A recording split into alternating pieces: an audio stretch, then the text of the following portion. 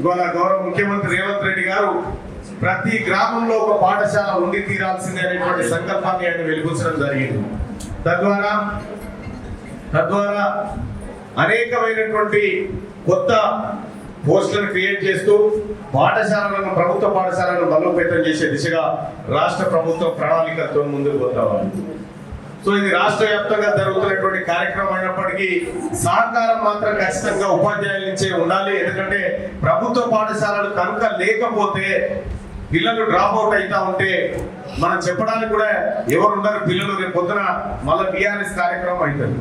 అట్లా కాకుండా మనం కూడా పిల్లల్ని ప్రోత్సహించి తల్లిదండ్రులను మోటివేట్ చేసి వీలైతే మన పిల్లలను కూడా ప్రభుత్వ స్కూళ్ళల్లో, ప్రభుత్వ కాలేజీల్లో చదివించి వాటిని కాపాడుకోవాల్సినటువంటి బాధ్యత మన అందరి మీద ఉంది. ఇంకా రెండో విషయం ఏంటంటే నేను మొన్ననే మన ప్రిన్సిపల్ సెక్రటరీ గారితో అలాగే డైరెక్టర్ గారితో అందరితో కూడా రివ్యూ మీటింగ్ నిర్వహించడం జరిగింది. ఆ రివ్యూలో చెప్పిన క్లియర్ గా ప్రభుత్వ పాఠశాలలకు సంబంధించి ఎక్కడెక్కడైతే ప్రభుత్వ పాఠశాలలు దాదాపుగా నాకు వచ్చిన లిస్టు ప్రకారం ఒక 7 నుంచి 8,000 ప్రభుత్వ పాఠశాలలు మూత పడి ఉన్నాయి గత ప్రభుత్వం నిర్లక్ష్యం కారణంగా. వాటన్నిటిని కూడా రీఓపెన్ చేయించడం కోసం అక్కడ ఉన్నటువంటి ఎవరైతే బీఈడీ చదివినటువంటి ఆ గ్రామాల్లో ఉన్నటువంటి యువత ఉన్నారో వాళ్ళకి ఆ స్కూళ్ళను అప్పగించి తద్వారా రైట్ టు ఎడ్యుకేషన్ యాక్ట్ చట్టాన్ని ఉపయోగించి 25% సీట్లను వాళ్ళకి ఇప్పించి కేంద్ర ప్రభుత్వం ద్వారా వచ్చేటువంటి నిధులను రాష్ట్ర ప్రభుత్వం 30% కలిపి పాఠశాలలను నిర్వహించాలనేటువంటి ఉద్దేశంతో మొన్న రివ్యూ నిర్వహించడం జరిగింది. అందులో కూడా గౌరవ ముఖ్యమంత్రి గారు సానుకూలంగా స్పందించి ప్రతి గ్రామంలో ఇలాంటి కార్యక్రమాలు చేపట్టాలని ఆయన సూచించడం జరిగింది. పనిలో పనిగా ఇంకొక సూచన కూడా చేయడం జరిగింది. దాంట్లో ప్రభుత్వ పాఠశాల, ఇవాళ ప్రభుత్వ పాఠశాలలు అంటే చాలా చిన్న చూపు అయింది మొన్నటి వరకు. కానీ ఇలా ప్రభుత్వ పాఠశాలలో చదివేటువంటి పిల్లలను గొప్పగా తలెత్తుకునే విధంగా తీర్చిదిద్దడం కోసం ఇవాళ దానికోసం రాష్ట్ర ప్రభుత్వం ఏ విధంగానైతే కృషి చేస్తా ఉందో అలాగే ఉపాధ్యాయులు ఆ తర్వాత విద్యార్థుల తల్లిదండ్రులు కృషి చేయాలి.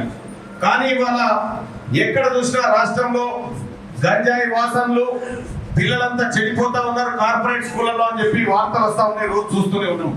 నేను అందుకోసమే రాష్ట్ర ప్రభుత్వాన్ని కూడా సూచన చేసిన గౌరవ ముఖ్యమంత్రి గారు కూడా ప్రభుత్వ పాఠశాలకి ఇప్పుడు మీరంతా యాదగిరిగుట్ట మండలం ఓన్లీ ఆలేరు కాన్స్టిట్యున్సీలో ఉన్నటువంటి ప్రతి ప్రభుత్వ పాఠశాలకి ఇక్కడ ఉన్నటువంటి సిఐ గారికి కూడా చెప్తా ఉన్నా, ఒక పాఠశాలకి ఒకసారి ఎస్ఐ గారిని పంపించి ఒక 40 నిమిషాల పాటు ఆ 10th క్లాస్ పిల్లలకు 9th క్లాస్ పిల్లలకు కోర్టులేంటి, కేసులేంటి, నేరాలేంటి, వాళ్ళకి జరిగేటువంటి ప్రమాదాలు ఏంటి, పోలీస్ స్టేషన్ అంటే ఎట్లుంటది అనే విషయాన్ని కనుక పోలీస్ వ్యవస్థ ఆ పిల్లలకు ఒకసారి బోధించే ప్రయత్నం చేయాలి. అట్లాగే ఎంపీడీఓ గారు మీరు కూడా పోవాలి. ఎంపీడీఓ గారు ఈ పరిధిలో జరిగేటువంటి అంశాలు ఏంటి, ఇప్పుడు పిల్లలు వేడిపోయిన మీ నాన్న అంటే మా నాన్న ఎంఆర్ఓ ఆఫీస్ పోయిందని చెప్తాడు. ఎంఆర్ఓ ఆఫీస్ ఏముంటుందో ఆ పిల్లగాడికి తెలవాలి. దానికోసం ఒకసారి తహసీల్దార్ గారు కూడా ఆ జెడ్పీహెచ్ఎస్ స్కూల్ పోవాలి.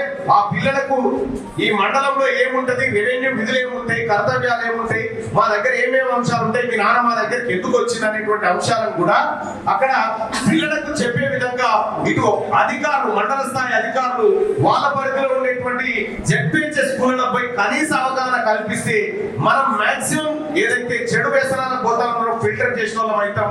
తద్వారా ఒక్క గవర్నమెంట్ స్కూల్లో మాత్రమే అవకాశం ఉంటుంది. ఎందుకంటే ప్రైవేట్ స్కూళ్ళకు అధికారులు కాక పోయే అవకాశం తక్కువ ఉంటుంది. కాబట్టి అప్పుడు ప్రైవేట్ స్కూళ్ళ పరిస్థితి కొంత దిగజారినప్పటికీ గవర్నమెంట్ స్కూళ్ళలోకి పిల్లల స్ట్రెంత్ పెరిగేటువంటి అవకాశం ఉంటుంది. సో మనకున్నటువంటి వనరులు ఇంకా ఎవరికి లేరు కాబట్టి ప్రభుత్వ పాఠశాలని కాపాడండి. ఎందుకంటే ఎక్కడ చూసినా కూడా డ్రాప్ అవుట్స్ పెరిగిపోతా ఉన్నాయి. ఈ డ్రాప్ అవుట్స్ పెరిగిపోవడం అంటే మీ అవకాశాలు తగ్గిపోవడమే అనే విషయాన్ని మీరు గుర్తుపెట్టుకొని మీరందరూ కూడా మరింత ప్రభుత్వ పాఠశాలలను బలోపేతం చేసి ఈ రాష్ట్రంలో, తెలంగాణ రాష్ట్రంలో విద్యా వ్యవస్థ పటిష్టతకు మీరంతా కృషి చేయాలని చెప్పి మీ అందరికీ తెలియజేసుకుంటూ మరొకసారి ఉత్తమ ఉపాధ్యాయులుగా ఎంపికైనటువంటి మీ అందరికీ కూడా ధన్యవాదాలు తెలియజేసుకుంటూ సెలవు తీసుకుంటాం. క్యూ న్యూస్ ఛానల్లో పనిచేయటకు అనుభవం గల సీనియర్ డిజిటల్ మార్కెటింగ్ వారు కావాలను సంప్రదించవలసిన నెంబర్ 8688926084. qnewsads@gmail.com ను సంప్రదించండి. లైక్ చేయండి.